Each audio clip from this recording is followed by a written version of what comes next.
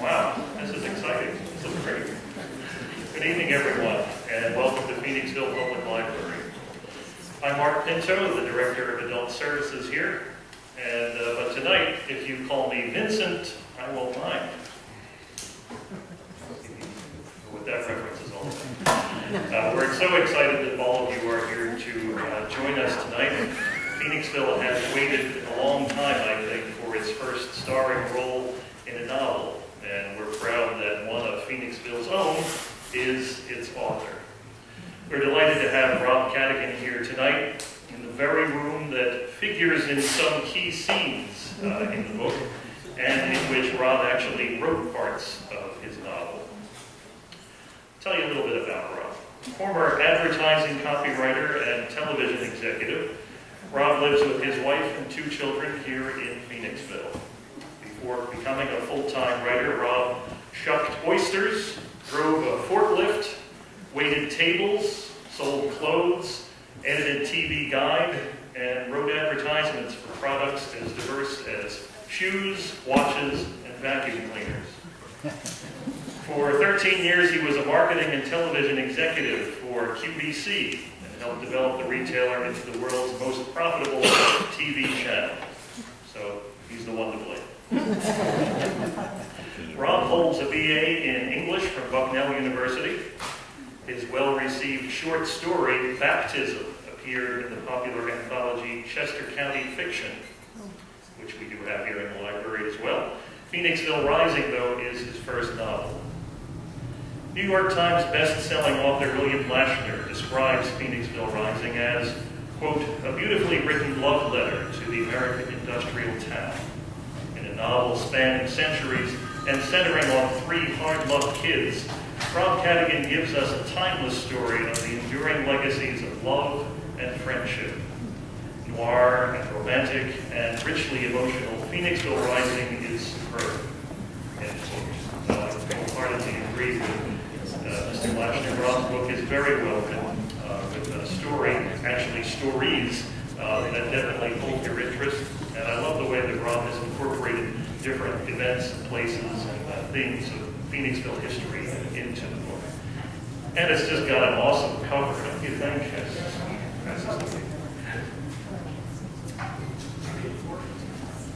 Well, enough of my jabbering. You didn't come out on a rainy evening to listen to me. Ladies and gentlemen, it's my distinct pleasure to welcome the talented writer we in Phoenixville are proud to call our own, Robb Cadigan.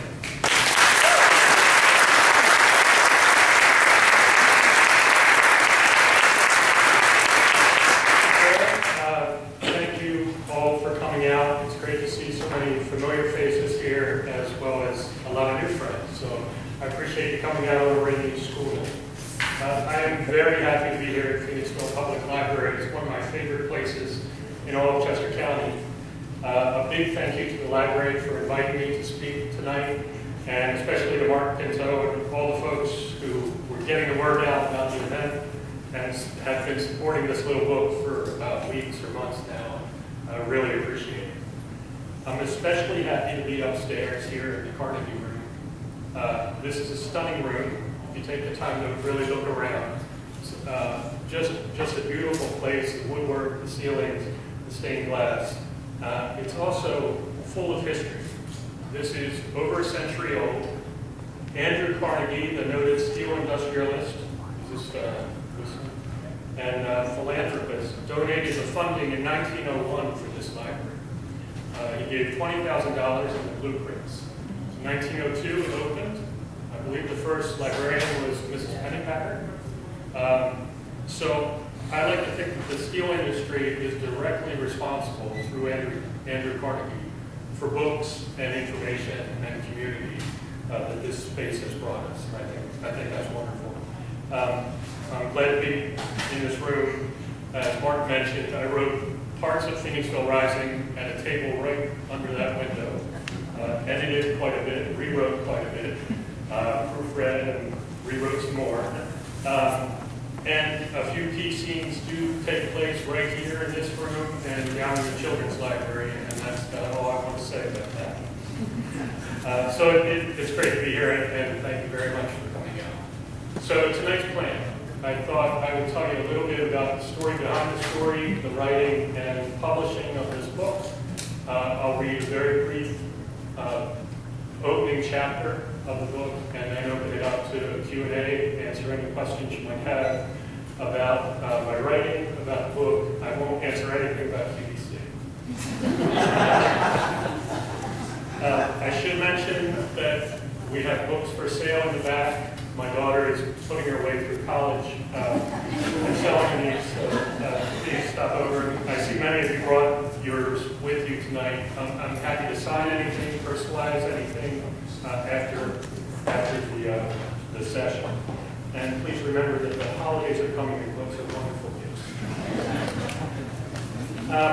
Phoenixville Rising is the story of a man who returns to his hometown after many, many years away and confronts a tragic October, exactly this time of year, that happened when he was a teenage delinquent hanging out in the abandoned Foundry building.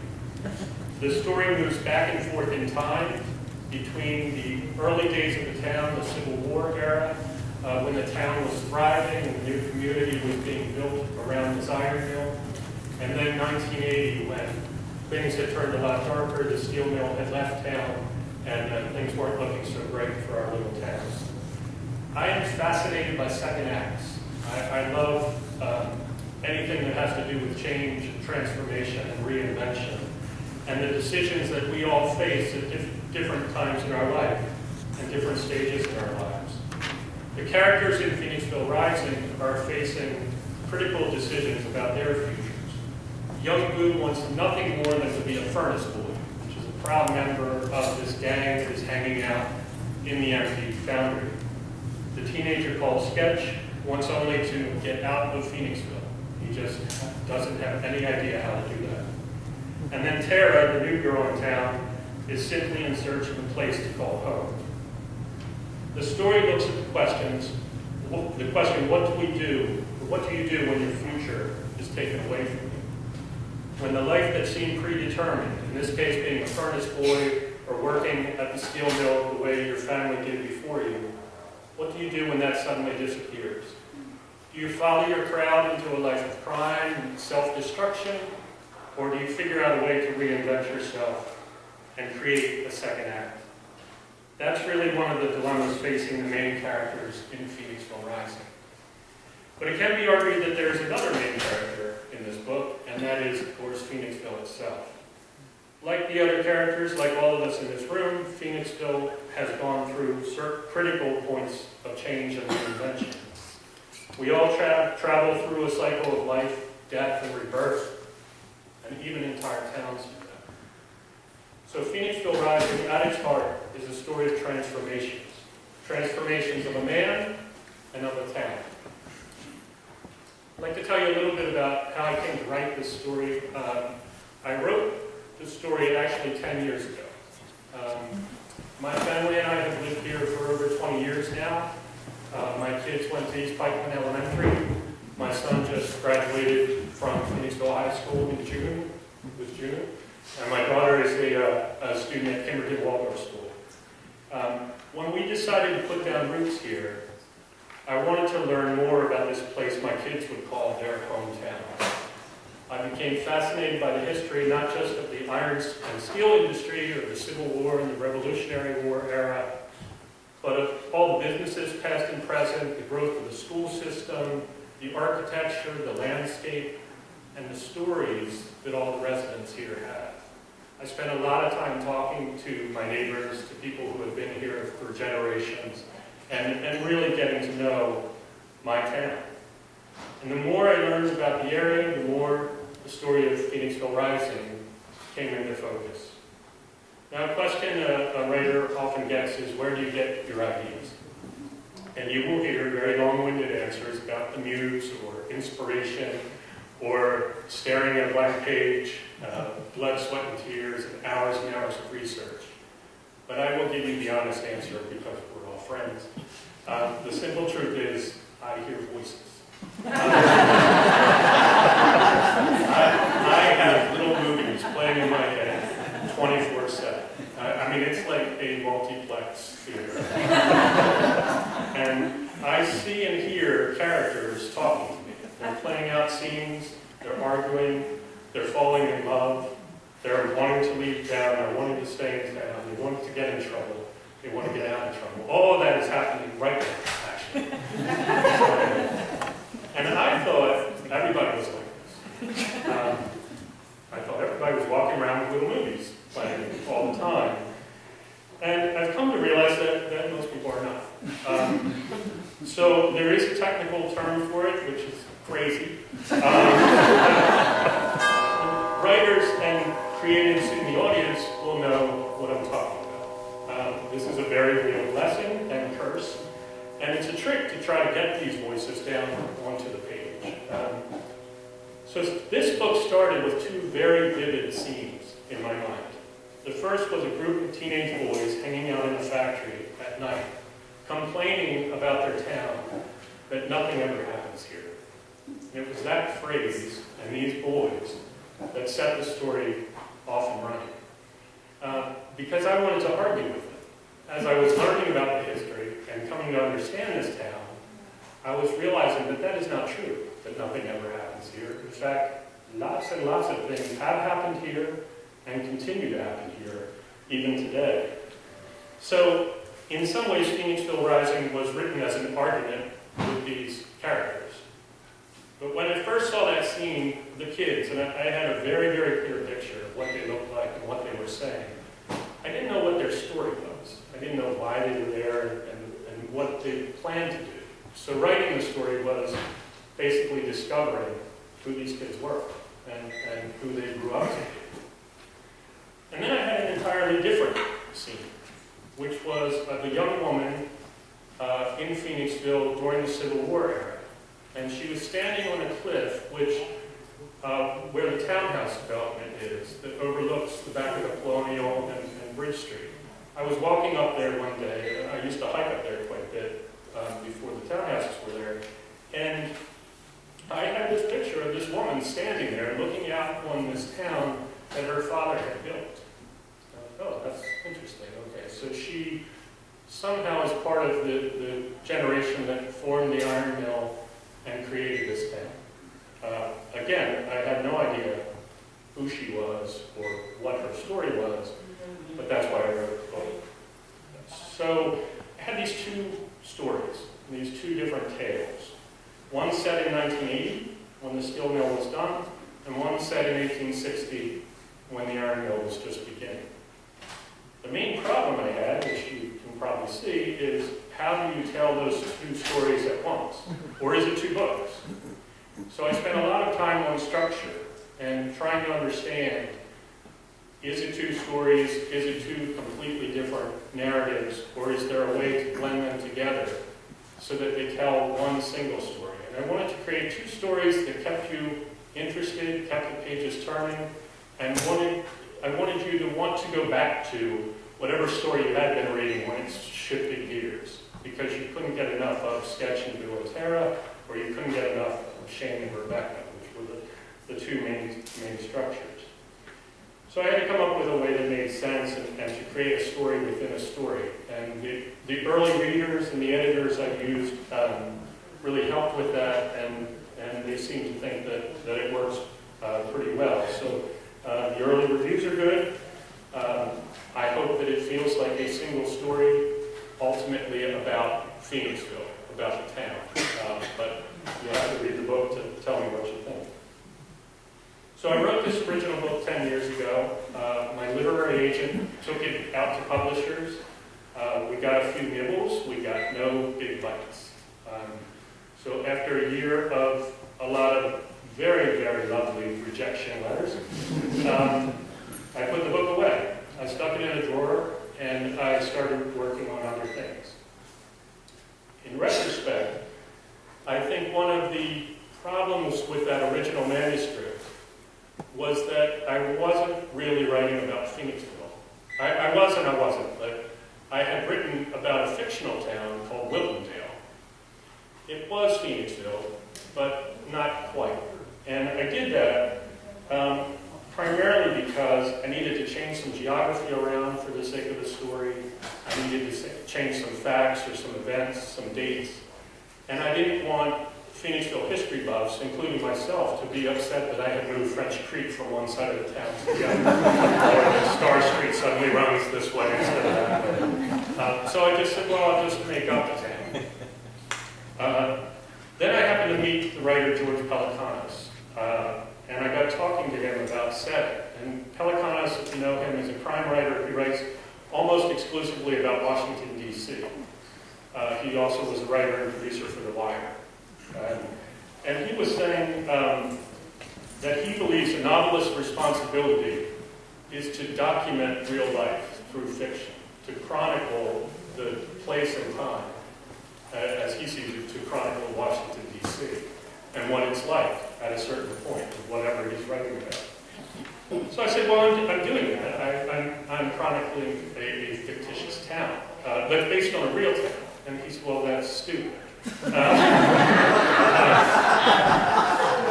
very direct. And if you watch The Wire, he didn't quite use the word stupid, but he coached me to really look at that and decide, does that make any sense? When you have an actual town that has all this history, you have an actual setting that has all this sense of place, why would you ever create a fictional town? So I didn't have a good answer. Now, while I was off working on these other stories and different projects, I couldn't get the story of Phoenixville Rising out of my head. So about 2 years ago, I pulled the manuscript out of that drawer, and I did what every writer has to do with old work. I burned it to the ground, literally and figuratively. I started over. I worked with editors, early readers, and stripped away a lot of the plot, some extraneous characters, and I made it more directly about Phoenixville, about my town. And in those 10 years, I learned 10 more years worth of stuff about my hometown. Essentially, I rewrote the entire book. And what I ended up with is the story that I ultimately wanted to tell, which is Phoenixville Rising.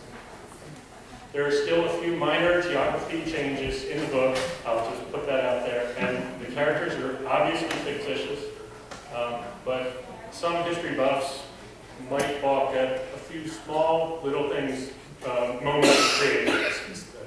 But for the most part, I think it really captures the sense of this town or the spirit of this place. And I hope you do as readers. When it finally came time to find a publisher for the book, I was happy to see that the world of publishing has dramatically changed. Like indie musicians and indie filmmakers, there are now independent authors. A whole crop of us now who are using publishing tools that weren't available to us even 3 or 5 years ago, that are now available, that allow authors to bypass traditional publishing and get their work out there to the reader. So I decided to set up my own publishing company, and I funded Phoenixville Rising on my own. I did this for a few reasons. One is that I am incredibly impatient, and I didn't want to wait around through the slow process of traditional publishing. I had been through that before. I wasn't getting any younger, and I'm also a control freak. And I didn't want to turn my work over to traditional publishers or a faceless corporation, which is down, now all of the publishers are basically down to 3. They own everybody. So I just felt like I didn't want to do that. Most importantly, as evidenced by tonight, I knew there was a market for this book. I knew that there were readers out there who would be interested in this story. Not just in Phoenixville, but anyone who has interest in small town America, or in coming-of-age stories, or any books that capture that spirit. And I had confidence that I could reach those readers now because of Facebook and social media, as well as word of mouth and posters you see at Giant, or any means that I could to get the word out that there was a book about Phoenixville. But because it's much easier to get a book into print these days, it puts more of a burden on the writer to do the marketing of the book himself. But that was happening anyway with traditional publishing. They were not putting any money into promotion for an unknown author and a debut novel. So it was really up to the writer to begin with. I I spoke to a few authors who were traditionally published, and to a person, they all encouraged me to put it out independently. So because anyone can publish anything nowadays, I feel that you have a responsibility to the reader to make sure that you are putting out a quality book. So I hired professional editors, I workshopped with top-notch teachers, I got feedback from early readers, I hired a great cover designer, and all in an effort to make this book the best that it could be. And I believed all along, once it was ready, that readers would find it and that they would enjoy it.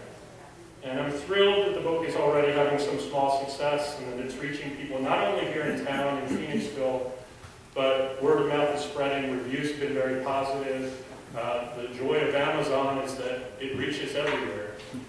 So lots and lots of people are reading about our little town, and I couldn't be happier. Obviously, people who know the town enjoy catching glimpses of actual things or actual places that they know.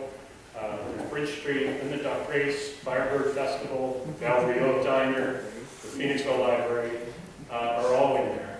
But the story also appeals to people who don't know anything about Phoenixville or who have never been here and may never come here. Because Phoenixville Rising really is a universal story about coming of age in small town America, and a story of those decisions we all face when we're trying to decide what to make of our lives. So what I'd love to do is read the prologue to the book, which is a very brief opening. It is set in present day, where a man has returned to Phoenixville and is wandering the still abandoned mill yard of his youth. And it's a rainy evening in October.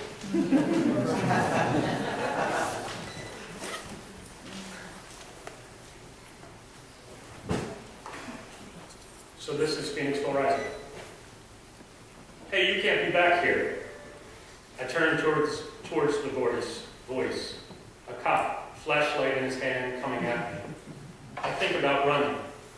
Even at my age, even after all this time, my first instinct is to run. You're not supposed to be in here, he says, his voice louder as he gets closer. I point my own flashlight at him. A dark uniform, rim cap, borough police maybe, or security guard for hire. I sweep the beam to his belt. No holster, no gun. Rent-a-car. Just out for a walk, I tell him. Good night for a walk. He stops and cups his hand over his eyes, shielding my light, blocking the mist that's been swirling since dusk. Not really. No, it isn't. He's right. October in Phoenixville always arrives on a cold wind, beneath a sky heavy and gray, as lingering memories of summer slip into sepia tones. The trees here surrender their leaves all too easily, and that's probably my mother. How's it going? Very good.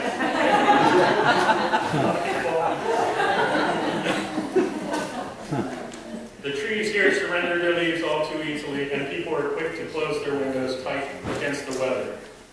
I remember Phoenixville just this way, a perpetual October.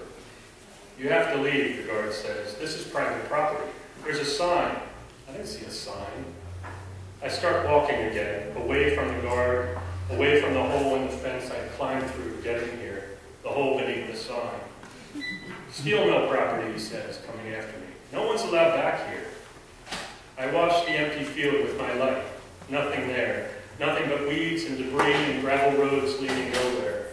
But the shadows play tricks, as they do at this time of the evening, and phantoms appear and disappear in the mist. Buildings rise from the field, and furnace boys rise from the dead, ghosts in the machines. I don't see any steel mill. Not now, no, gone. But the land still belongs. The furnace stood just there, along the creek. The rolling mill on the distant lot, together with the shed and train tracks and a small iron bridge. I thought there would be more here, some foundations and broken structures, fragments from those days, now covered by graffiti and littered with beer cans, hangouts and hideaways for kids up to no good, the way we were once up to no good. I guess part of me expected to find you out here as well, making this same walk among the ruins, revisiting these same memories. After all, our roads were parallel lines there for a time. I know know this sounds crazy, but sometimes, usually in the last hours of the day, I can hear your voice again. There, floating from the shadows, there, drifting on the ripples of French Creek. Maybe this is why I've come back to Phoenixville, to hear the voices one more time. Or maybe it's because no matter how far away I ran, I realized I could never escape. Because October always comes back around, and those days are reborn, brand new and screaming. I swore I would never return, yet here I am, living again in Phoenixville for almost 9 months now. But this is...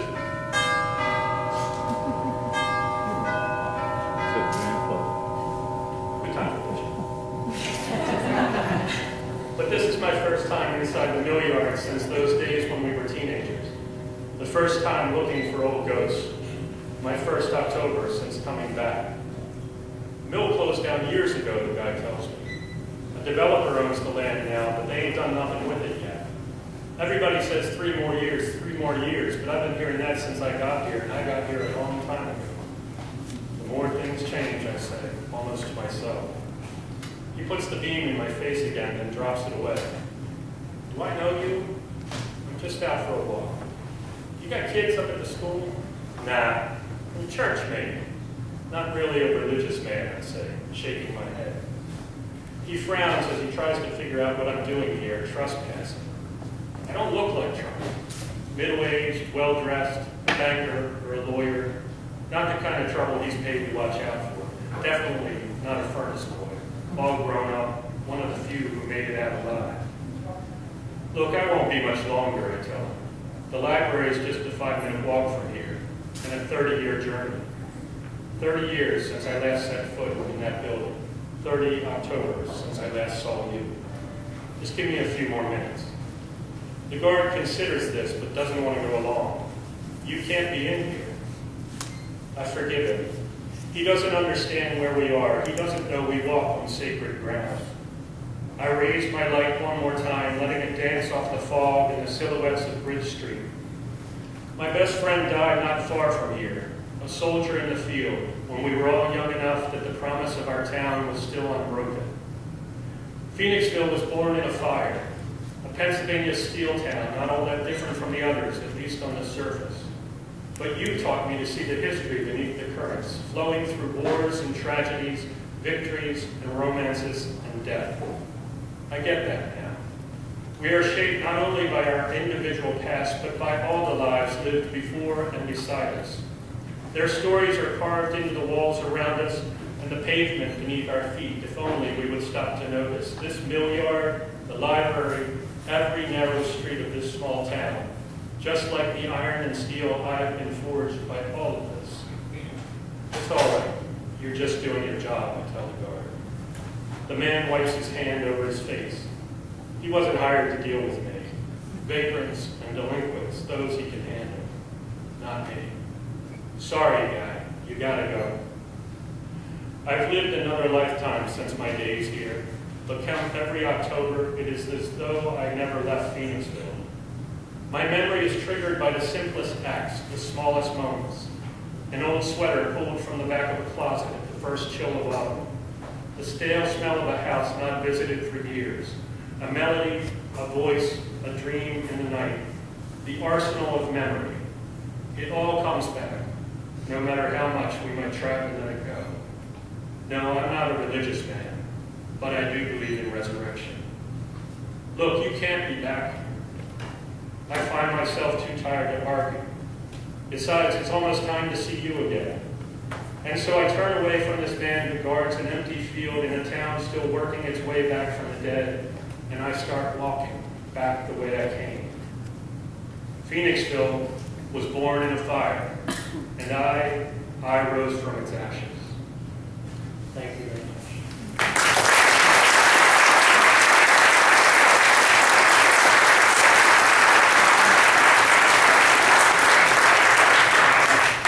I would love to answer any questions you might have. First, I would like to ask a question.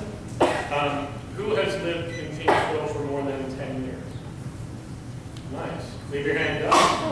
How about more than 20 years? More than 30 years? More than 40 40 years. Nice. Lived here more than 50 years?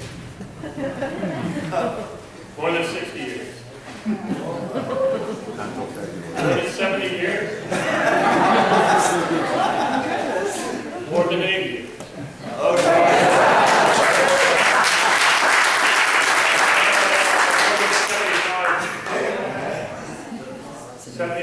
75? All right. You get a book.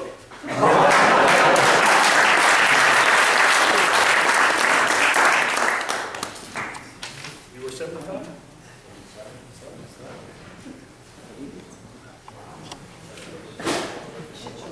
Anything else? Are you thinking of your question?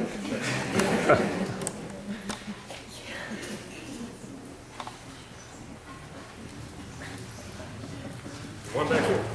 Are you together? Husband and wife. Okay. Thank you. Thanks for coming.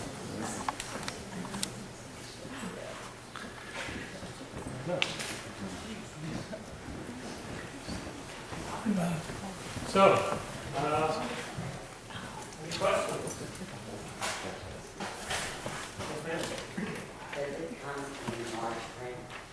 It does not. It comes on Kindle that you can enlarge print, but it does not come in paperback as a large print. Yes, sir? Are you working on another book? I am, when I'm not marketing this one. I'm working on a contemporary crime story that's set in East Pipeline. I'm fascinated with the differences, the dichotomy between the people who have been here a long time and some of the new wealth that has come to the surrounding areas and the tensions that creates, and also the good things that it creates. So that's what I'm writing about. And I did a ride along with the East Pipeline Police to learn about what they do, which was great. And they said nothing would happen, and there was a bank robbery in Lionville, and I didn't have a vest on or anything. Yeah, right. All the way in the back. If you could just let us know the next time you're driving with the Schuylkill Township Police. But Rob, I'm just interested, you talked earlier about voices in your head. Perhaps you were half joking about it. I'm just interested how you get into the characters and you're able to feel the depth and the emotions across a wide range of characters. And how long does that come together? And does it take you to kind of separate yourself from those characters? Thank you. That's a great question. I have a theater background. I did a lot of theater in high school and in college. So I'm comfortable inhabiting different roles, different characters. But none of this story is autobiographical. So I was not a teenage delinquent. I did not steal car radios. I didn't hang out in a bathroom. Not profoundly. So I was at one point early on having trouble with the voice of 15-year-old boys, trying to remember what we sounded like. And I actually talked to another writer who said the main thing you have to remember is that 15-year-old boys are idiots. And I definitely was, that we're dumb about girls and everything. And so once I remembered that about myself, it came a little easier. The Civil War scenes, the main character in the Civil War era is a young woman named Rebecca. And that really just came through research and trying to picture what a young woman of privilege would have been like. She's the daughter of the founder of Phoenix Iron Mill. So it's in a way you're playing a role when you're writing. Thank you. Right? The geography, playing that writing, like James Joyce, you walk through Dublin and actually, right. Is that part of your book at all? And somebody that really knows Phoenixville can walk through the streets of Old Brooklyn and say, wow, that's what's going on right here and now. Yes. Yeah.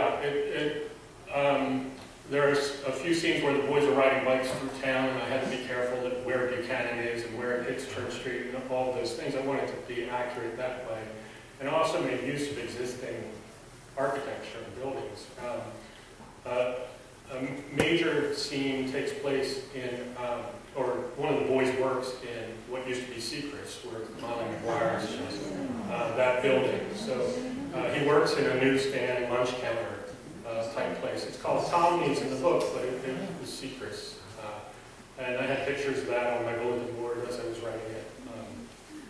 So yeah, I really tried to make use of real places. Maybe if I ask him, my son lives in Phoenix, and he's looking forward to getting this book because he's very homesick. So, Well, good. It'll be a taste of Phoenixville for sure. Yes, ma'am. I'm a volunteer at Penny Packer Mills, and Governor Penny Packer grew up in Phoenixville. He lived with his grandfather, Joseph Whitaker, at Montclair, and I transcribed some of his journals when he was a young boy of 16 and 17. Wow. And he speaks extensively about the things that were going on in Phoenixville. Oh, that's But I great. was curious about who actually founded the ironworks, because I know his grandfather was an owner, but I don't know if he actually founded it. No, I think it was the Reeves family, who were the primary founders. There were 3 different families that were involved. The Reeves seemed to be the ones who got the credit for And when was that? in 1840, I think. It was a nail factory originally that burned to the ground. So the language about Phoenixville was born in a fire. It was really, it was true. It was Manadon at that time, but then it became Phoenixville once the iron mill started. isn't that ship the house is called Nameless Road? I mean, is that where the name comes from? Yes, I think so. Yep. Sorry. And, oral history is very powerful. And I'm, just looking over your book and paging through it after we got here, obviously one of the central settings is the boundary of the steel mill. Yes. So, I can still remember the smell of the clothes that she used to wash when my father came home from the steel mill. And a lot of those folks have since, passed on, but I'm just curious if we're able to touch base with any of those folks that had worked in the boundary, because it again, just paging through different paragraphs, it really seems to me like you have a sense of the grit that came from living that kind of atmosphere. Thank you. Question was whether I was able to touch base or stay in contact with people who had actually worked in the foundry and the mill. I did. There's a few people that I spoke to who actually worked there.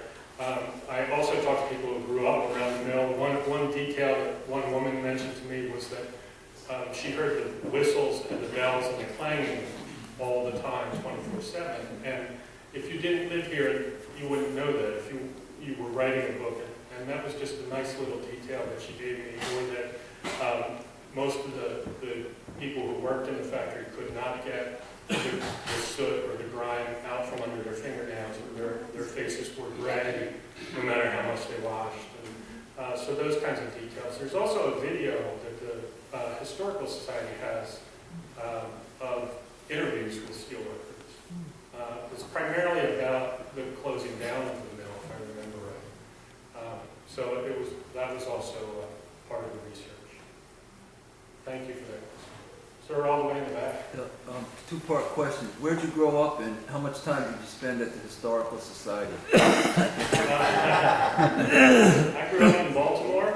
I moved to Pennsylvania in '89, I think it was, and we moved to Phoenixville 21 years ago,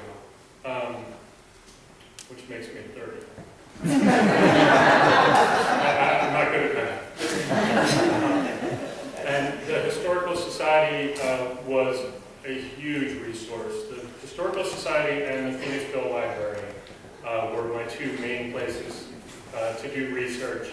And they gave me access to their archives. I was able to look through lots of old photographs, old documents about the beginning of the mill, and then also the shutting down of the steel mill, and the way that was done in waves, and what that did to the town.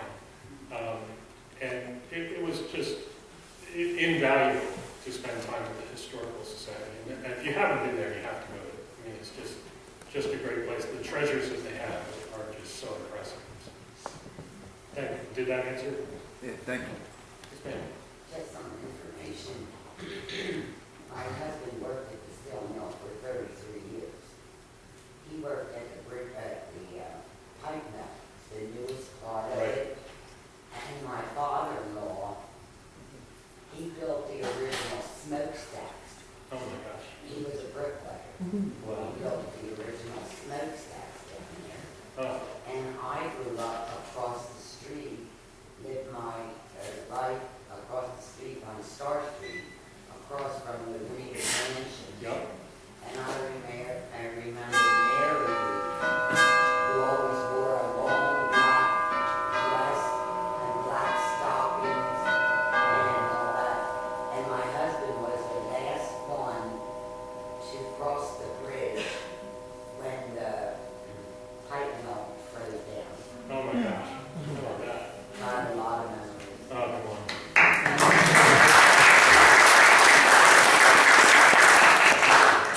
I wish I had seen the Reeves Mansion. I've seen photographs, but did not get to see the actual thing. Anything else? Mr. Pinto? Got a quick, is Wilton Manor, is that based on a real house?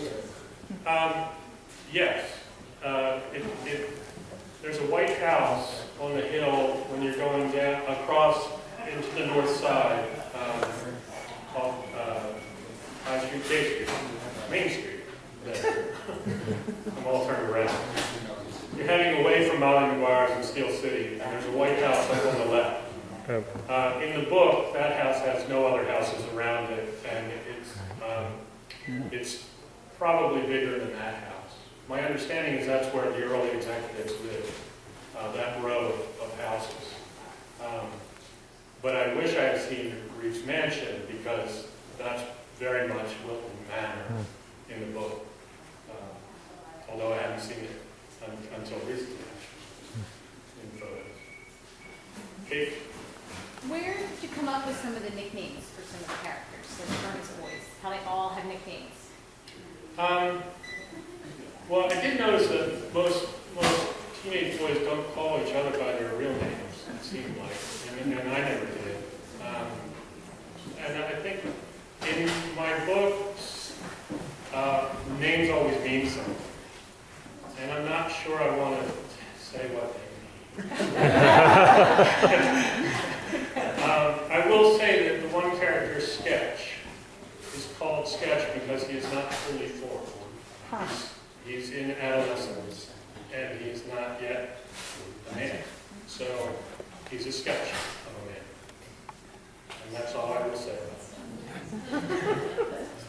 I was just struck by an image of you burning that first book, and that this book rose from that fire.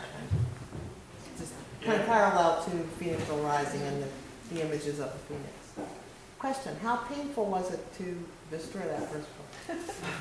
I think it would have been more painful if I did it close to when I had written it.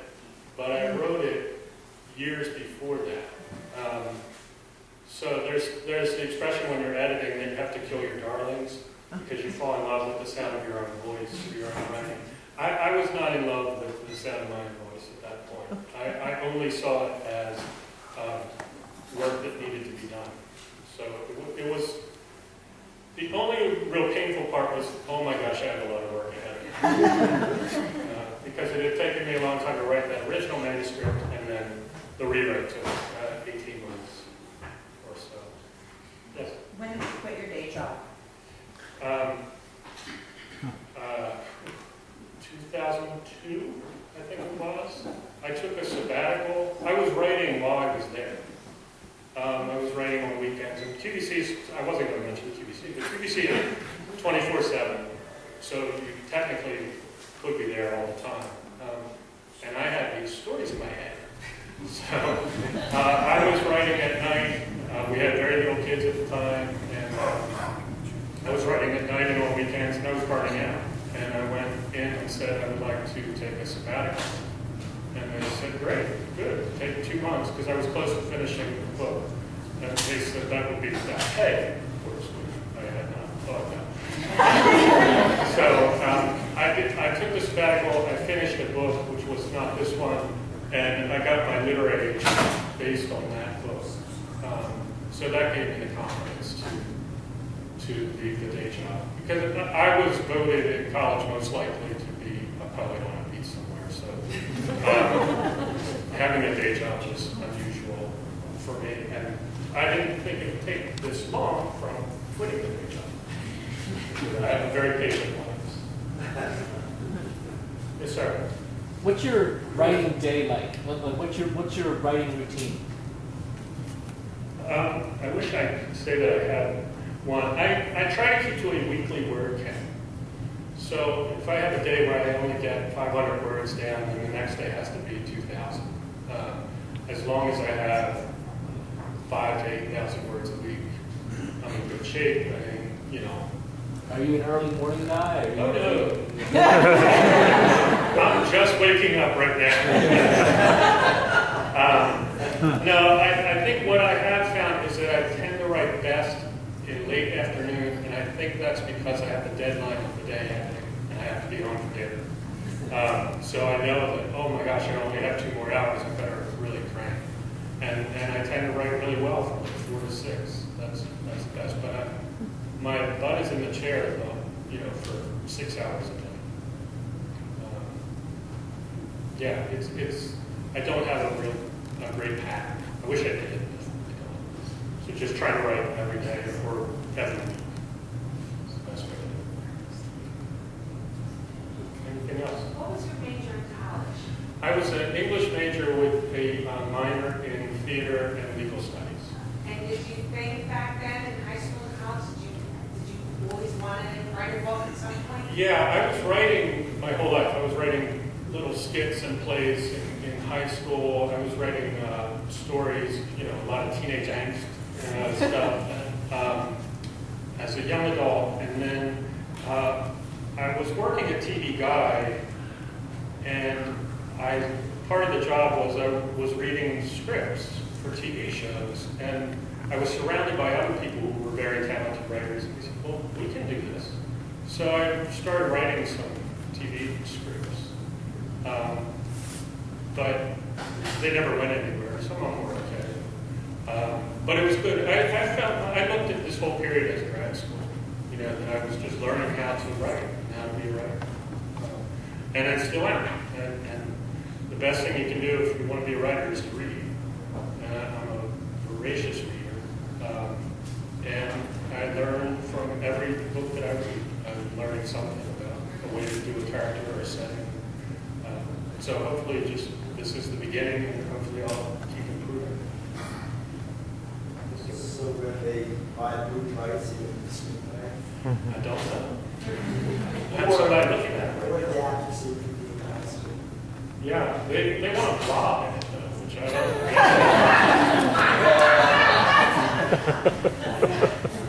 High school would be great. Anything else? Yes. Many of our best-known writers, which is not to say the most literary, have created a franchise, and in terms of plays, Tony Hillerman in the Southwest, or Janet Ivanovich up in Trenton. Right. Do you see any of your characters coming back? Do you see this as any series, reforms, or Phoenixville on Depends how this sells. Yes. Do you know Tana French? Tana French wrote In the Woods and Broken Harbor, and she writes about the Dublin Homicide Squad, which I think is fictitious. And all of her books are chain linked, where a minor character in one book becomes the main character in the next book. And in the East Pipeline crime story that I'm working on now, one of the cops used to be the furnace boy. Thank you. You just have to know. This is unbelievable. Smile. You're with some other you're not supposed to be with. Thank you. You'll be on Facebook. Anything else? Are you going to try to get it into, the Phoenixville High School and like a summer reading book or during the school year? I would love too. I think in some ways it's a young adult book, and in some ways it's not, because it's very adult themes, but I think a high school student would enjoy it. And I'm available to speak to people who want to be writers or just enjoy literature. So I don't know the best way into the school yet. It will be in their school library, and my son has some great English teachers there. So hopefully, fingers crossed. If anyone could help with that, that would be Dr. nice. Parkinson doesn't say no. Yeah. Would do a favorite, Bill, then do a read spirit reading. That'd be cool. Yeah, that'd be fun. Got 60 kids. Yeah, there's some great parts for teenagers. Let's just do a read spirit. Thank you. Yes, ma'am. Are you aware of, or has anyone ever mentioned to you about the murder in Phoenixville that took place? Yes. There's apparently 6 unsolved murders in Phoenixville. Well, I'm talking about the one that was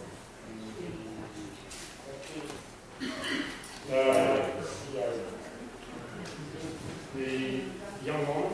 Yeah. Yes. she was a cousin. Really? You are well connected.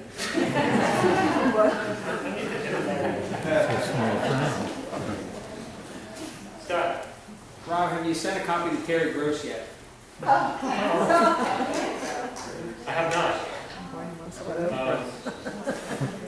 But I certainly can. Good idea. Yes, sir. I'm guessing you had the opportunity to watch the transformation of the Foundry building? Yes. Yeah, I didn't see it firsthand. I kind of came late to the game, but just seeing the old photographs, what it looked like before when it was a thriving foundry, and then when it was dilapidated and torn down, and then to see some of the architectural designs for what we have now. It's a great process to look at.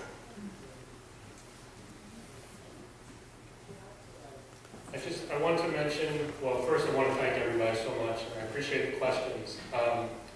November 7th, I will be speaking at the Wine, Wit, and Wisdom event for the fundraiser for Phoenixville Public Library. It's held in Rivercrest. It's the annual fundraiser. The speech will be completely different from what we just heard. So it's a great evening. There's a silent auction and wine tasting, good food, and a chance to support the library. So please come out for that if you possibly can. Again, the book is in the back. A lot of people ask how they could support the book. The best thing you can do is leave a review for it on Amazon or Goodreads. Tell your friends about it. You are my marketing department. So if you like the book, please tell people about it and use social media to talk about it and let people know, because people make their buying decisions based off of that, based off reviews from people. So that would be wonderful. Please visit my website, robbcadigan.com. Friend me on Facebook, follow me on Twitter, whatever you'd like to do. Oh yes, ma'am. I just want to mention when we were in school and growing up and all, there was a lot of people in Phoenixville with nicknames. A lot of people. Yeah. I don't want to mention some of them, but some of the names. I think most of mine are clean. All of mine are clean. And also, I wonder how many people here got a flat tire after the dinky went across the street when they went up to the hill. Everybody had a nickname. Thank you so much for coming out.